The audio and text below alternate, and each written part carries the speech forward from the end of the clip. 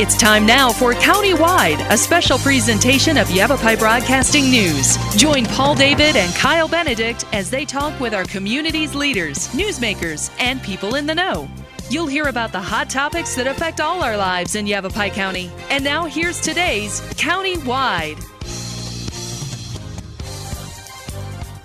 Welcome to Countywide. I'm Paul David. As always, it's great to have you in studio with us today. Pete Gordon from the Prescott National Forest. He's their fire staff officer. He is with us today. We're going to have each of the forests come in and kind of give us an update on how things are going for the wildfire season, what took place over the winter months, a look ahead at summer, and are we getting ready? Hello, Pete. Hello. Welcome back. Good to have you. It's good to be back. Thank you. Prescott National Forest, the easiest way to get there is to just Google Prescott National Forest. I'd read the website off for you, but it's a tongue twister.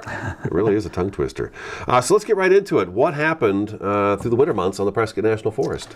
All right, well, obviously, all the forests are in the middle, or right now, just gearing up for fire season, but working backwards. A lot of our permanent workforce training, most of the training occurs over the winter. But as far as accomplishments, proud to tell you that the Prescott had a very good, productive prescribed fire season in the fall. Accomplished, you were issued a target every year to try to achieve a certain amount of acres accomplished. Mm-hmm. We've exceeded that target in prescribed burning alone, and on top of that, administered several contracts to do mastication work, which is the large mulcher that chews up and redistributes the brush.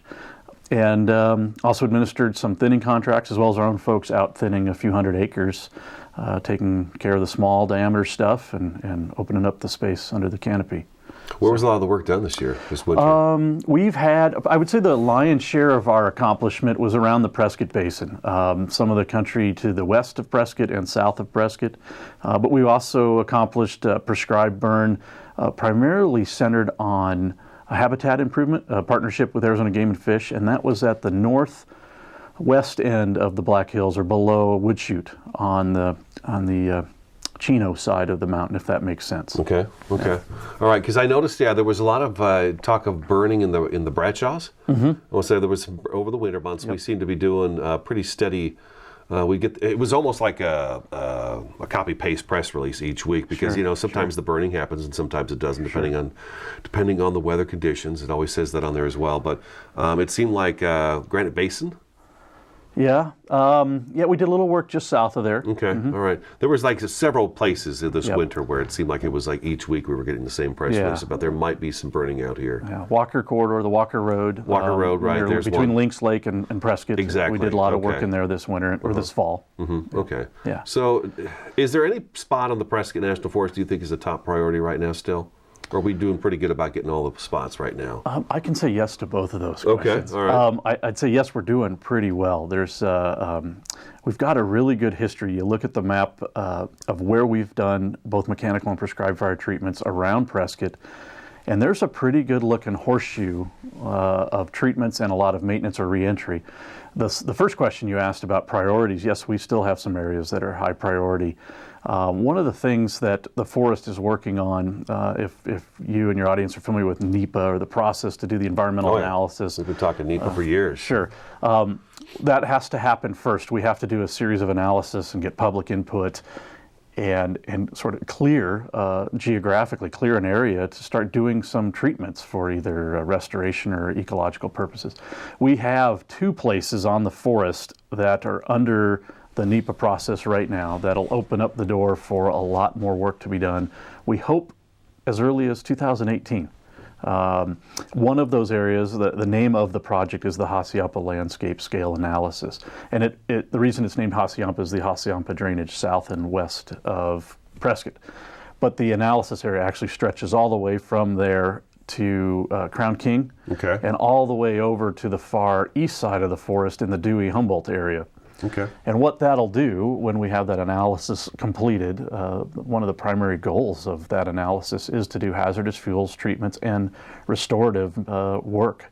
So that'll open the door for us to do a little more prescribed burning, to do some mechanical work, mastication, more thinning, and even a small volume timber sales. Okay. So these projects that you're doing, I guess I want to make this really clear that these are the city of Prescott, Prescott Valley, Chino Valley, Dewey-Humboldt, all those towns sit within they butt up against the forest. Sure. And so we are going in there, what you guys are going in there, and you were trying to create I guess a large buffer between where the forest could possibly have a really bad fire and then slow it down before it gets to these communities. That's a great way to describe it. Okay. I think we were talking earlier before the show started that one of the things that we do, or I guess sort of a new way to look at this, is if we know that when and if a fire happens, somebody's going to have to take some action as long as we're not risking firefighter lives. But there's always risk in fighting fire. So one of the new ways that we are looking at things internally and in the last couple of years starting to get the message out externally is if we can do fuels treatment, that is the first step to initial attacking a fire. And the goal, where we've been in a couple decades of concentrating on community protection, that's the reason we do hazardous fuels reduction and hazardous fuels projects and maintenance. I'm trying to get folks internally and externally to the Prescott to think about fuels work as the first step to initial attack, to provide a safe place for firefighters to engage and really reduce risk to them and give them a tactical advantage to take action on a fire, therefore protecting communities. I think we've always known that, but we've not been very overt about that. We've not really put that in the forefront, that really this is about reducing the risk to the firefighters, because if we can't do that, then we can't protect communities. Well, yeah, we've seen fires in the past where you guys cannot go in there. Absolutely. You gotta go as far back as you can, and you gotta hope that there's a forest road or a city road or some kind of barrier. Or a change in the weather. Change in the weather, that fire is just gonna, it's just gonna rage out of control until it hits this spot, and then we're gonna do our best to stop it right here. But until then, it's gonna burn through all this acreage first. Yeah. And moonscape it pretty much. And so that's our goal in building these buffers, is very, very strategically placing these treatments and then maintaining these treatments so that we have that advantage. If something's coming towards these communities, we've got a place under the right conditions where firefighters have the upper hand. The probability of success is higher now because we've reduced risk. That's the goal. And I think folks need to listen to the news this year too, because last year I remember hearing it several times, and we were talking about it before the show, is that we'd have one of these fires start, whether it's lightning or human, and then eventually the press release say, well, it's now reached into the whatever burn area that we did 3 years ago, and we treated this area, and now this fire, it had some pretty good fuel to go, but now it's reached an area that's been treated, and it has slowed down. Yeah, there's several cases like that all over the state of Arizona and of course across the country, but quickly, two of them that I can attest to, the Indian Fire in 2002, south of Prescott. The very north end of that thing rolled into an area, one of our first treatments we ever did with mastication and followed by some thinning. It literally fell out of the treetops. It was still a very active fire, but it fell out of the treetops, and the fire behavior reduced such that air tankers were effective and firefighters could get in right behind the air tankers and control that thing by night, contain it by that evening. And the Gladiator Fire in 2012, similar in Battle Flat, north of Crown King, we had a similar afternoon of about 2 o'clock in the afternoon. It rolled through some pine stringers and into an area of chaparral that had been burned under a prescribed fire, and incredibly reduced its speed and intensity to the point where we could put bulldozers and hotshot crews in there who were in the meantime were watching till that could happen. Before we take our first break, we're going to take it here in just a second. It brings me to the thought of defensible space too. We've gotten two good examples of that. One is the slide fire in Oak Creek Canyon, where it hit the Garland's resort, turned away from that because they had created defensible space around that, and the fire went up the mountain instead of through the canyon. And then there was the fire down by Yarnell again. That second fire that rolled up through there, but they had done a lot of work along that edge of the fire. The fire rolled up to it, and it went past it and continued on. So that Yarnell fire specifically, that Tenderfoot fire this last summer. Yes. That was some fuels treatment where they had gone and thinned the chaparral, and that's a classic example of what I was trying to describe. The fire didn't just stop on its own, but what it did was gave those firefighters that were able to respond quickly the upper hand. They got in there with fire trucks and used fire as a tool in the burnout. They lit fire. As the fire came racing down the hill from above, it met the fire that they had lit. Had they not treated that, there's no way they could have stood their ground and safely put out fire hoses and lit this backfire. wouldn't have happened had they not done that treatment. Stuff's happening. All right, Prescott National Forest Fire Staff Officer Pete Gordon in studio today. This is Countywide. We'll take a quick 2-minute break, and we'll be right back.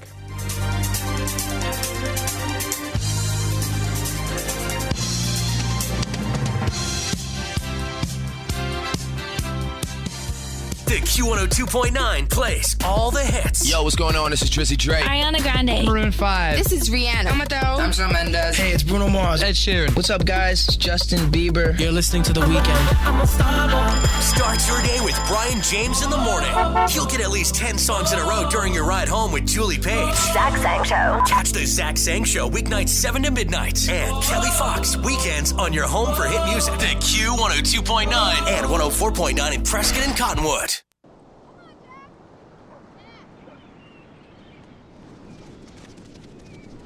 This was me. And Mom and Dad. And my big brother Alex. And Jack.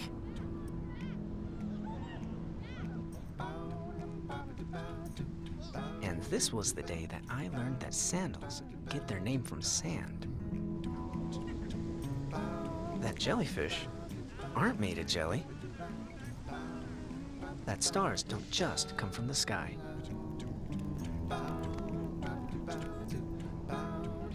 That the ocean is bigger than all of us. This is the day we all got to forget that I was sick. And it changed everything. This was my wish. I call you and say, I'm with the IRS. You owe back taxes, and if you don't pay today, you're going to jail. You can fix this by sending cash.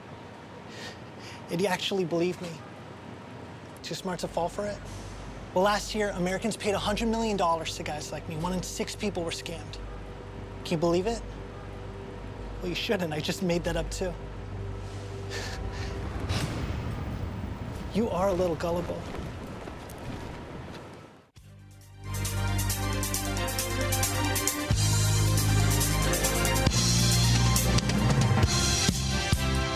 Welcome back to Countywide. We're talking wildfire season of the Prescott National Forest with Pete Gordon. He is the Fire Staff Officer for the Prescott National Forest. Okay, so we've talked a lot about wildfire season already. We a little bit of work done, well, actually a lot of work done over the winter months, the fall and winter. You said actually more than what you normally would do, so that is a good thing. Prescott National Forest had a good wet winter, didn't it? Yeah, as a matter of fact, from the months of December through March, looking at 4 of our prominent weather stations, a couple of them over 100% above normal, and, awesome. And 2 of them over 200, almost 250% of normal. So very wet, very robust. The lakes are full in town, so very, very good. And that'll have an effect to some degree. We're seeing that kind of across the northern part of the Absolutely. state, too, where things are just booming with the water. Yeah, absolutely. Yeah. Lower Lake Mary's got water in it, which Yep. it never does. And Yep. so, It's all yeah. the snowpack. Yeah, Really helping. It's really helping out a lot. Have we had any wildfires yet on the Prescott National Forest this season? We have. We've had just a couple in the last few weeks on days that were kind of dry, enough dry to have a fire move a little bit. The most recent one was on Friday afternoon. We had one in Union Saddle caused by a down power line, from what I understand. But only about a half acre. Groom Creek Fire Department and the Forest Service took care of that one. Not on forest, but in town in Prescott Valley, you may have been aware of this. About 10 days ago, there was a pretty significant grass fire right in the middle of Prescott Valley on a windy day. Obviously, we'd had a few days of warm, dry weather, and that's all it takes. Forest Service assisted Central Arizona Fire Authority on that one. And then, of course, the rest of the state from the central part south, there's been a handful. I know of a couple of significant fires in Mount Lemmon in Tucson. And I think we were talking maybe the A-Bar-S on the eastern part of the state may have had one up in their high elevation country. There was one over near Chevelon Canyon, burned 100 acres. Yeah. Then I guess it was human cause. Last week it was still in the air was what was the cause. And I thought, well, maybe it was the storm because we did have some thunder and lightning going on. We have had a few storms that have produced lightning, but... Yeah. It always catches me off guard, too, in the spring when it does that, and then it snows afterwards. And it seems very bizarre. But, yes, we have had some fires. Flagstaff area, I know Coconino National Forest, they've had 2 or 3 already this year. Yeah. So, yeah, it's happening. Would you agree that wildfire season starts earlier and takes longer? last longer? I could easily agree to that. In the last well, maybe even 2 decades now, it's been obviously a significant drought.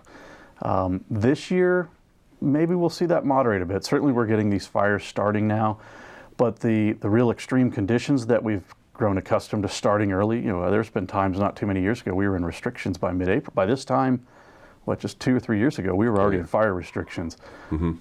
This winter weather that we've just been talking about will certainly and is impacting that to where maybe the fire season a little bit more towards an old normal. But yeah, we're still very dry, generally speaking, having one good year, and most of our counties coming out of drought. We need a few years of staying out of drought probably to. Last year was a good year because we didn't have a whole lot of big fires, but we had fires. I know that. May, June seems to be. Sure. Those are the brutal months for you folks. May and June, they're hot and dry and typically. But last year it wasn't that way. We had a lot of shots of rain come in off and on, and lots of fires started with Mother Nature just starting the fires. So they were used for management purposes. So that kind of played that out there. Last week we were talking about with our guest Kaufman from the Kaibab National Forest that the fire season, you could see it move from the south to the north part of the state because of the geographical differences in the state. Where are we at with the Prescott National Forest? And other questions for you too, I'll let you talk about it for a little bit. We're probably expecting a bumper crop of grass and plants and everything else, right? Yeah. Okay. Your first question, I'm sure I'm probably repeating a little bit of what Jason shared with you last week. It's very typical that the lower elevation is going to be the first to warm up and the first to dry out. There's also obviously a difference in vegetation. We don't see the timber species, the big pine trees, we don't see them at low elevation. So that's very typical that lower elevation is going to start their fire season, or at least have the conditions for a good fire season earlier than mid-elevation like Yavapai County, the highlands here. And then, of course, the rim country, one of the last to dry out and shed its snow. And then geographically, that lays over the state. Typically, it's somewhat general. There's obviously high mountains and timber from southern Arizona all the way across the state. But generally speaking, with the basin and range country in the middle of the state, going further south, we're in the Sonoran and Chihuahuan Desert, to the northern part of the state, which we get into our pine ecosystems. So the low to high elevation generally is laid across the state from south to north. So we see it moving from south to north as things dry out.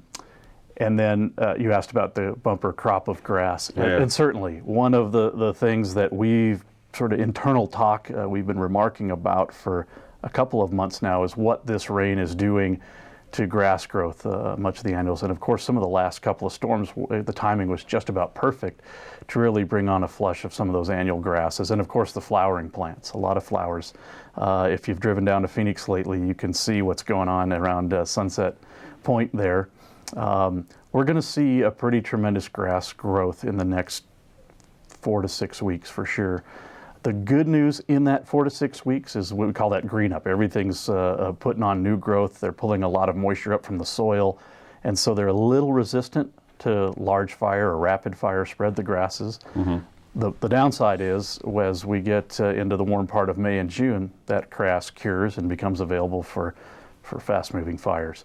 One of the things I shared with you before we aired is we're drawing internal comparisons to 2005, and if folks remember, that was the year of the Cave Creek Complex, which started on the Tonto National Forest north of Phoenix, and that was primarily a desert grass fire that moved for days and on lots of acres to the point where we were fighting that fire on the Prescott on the Verde east of I-17. Right. Yeah. A couple of incident management teams, 2 teams on that fire to manage the north and 1 to manage the south. Jason and I last week also talked about just how fast it happens here too with the grasses and the plants.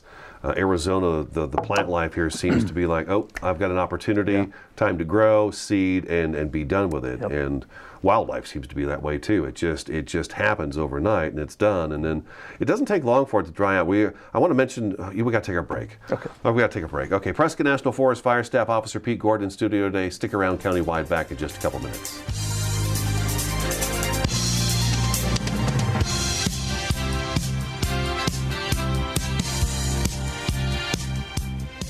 Q102.9 plays all the hits. Yo, what's going on? This is Drizzy Drake. Ariana Grande. Maroon 5. This is Rihanna. I'm Shawn Mendes. Hey, it's Bruno Mars. Ed Sheeran. What's up, guys? It's Justin Bieber. You're listening to The Weeknd. Start your day with Brian James in the morning. He'll get at least 10 songs in a row during your ride home with Julie Page. Zach Sang Show. Catch the Zach Sang Show weeknights 7 to midnight. And Kelly Fox weekends on your home for hit music. The Q102.9 and 104.9 in Prescott and Cottonwood. I didn't know where my life was going. With Wounded Warrior Project's help, I was able to get my life back in order. I thank Wounded Warrior Project not only for helping me, but also helping the veterans that I know that are dealing with the same struggles that I am. Wounded Warrior Project understood what I was going through. I'm grateful that Wounded Warrior Project helped me reestablish my life. I am living proof. Hello, I'm Jen Cohen, host of Verde Valley TV's hit TV show, The Verde Valley Experience. On each episode, we feature local organizations, nonprofits, persons of interest, events, activities, and great local musicians. It's informative, it's entertaining, it's fun. It's the Verde Valley Experience.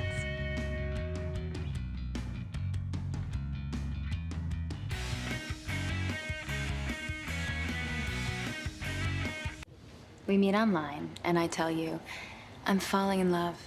I have to see you in person, but I need a loan for the ticket. I really think you're the one. And I really think you're desperate. Sure enough, you send cash and never see me again. Too smart to fall for this? Last year alone, 12 million Americans lost money this way. Can you believe it? You shouldn't. I made that up, too. Might not be as smart as you thought you were.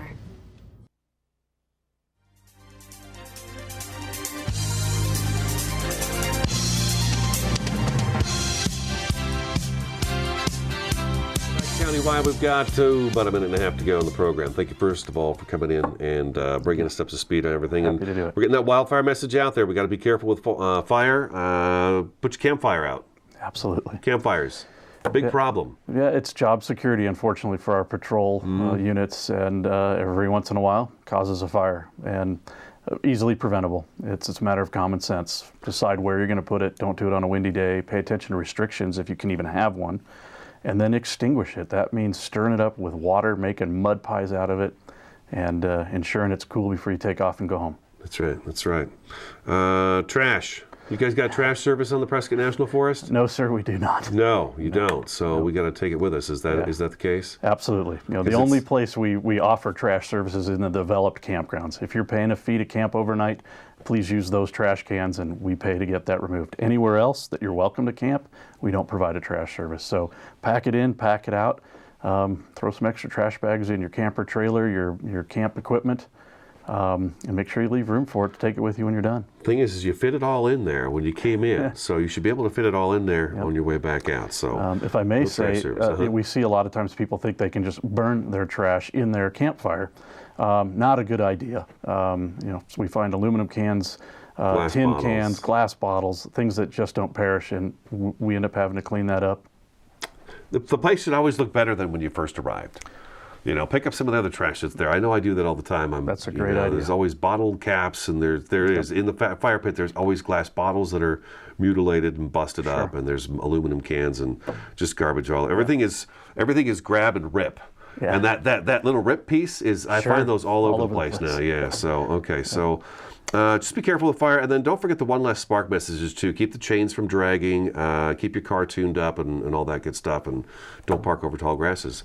Pete Gordon, thank you so much for coming in. We'll have Pete in again, of course, if we need to later on down the season. But that's today's Countywide. Thanks for watching and listening, and we'll talk to you again next time.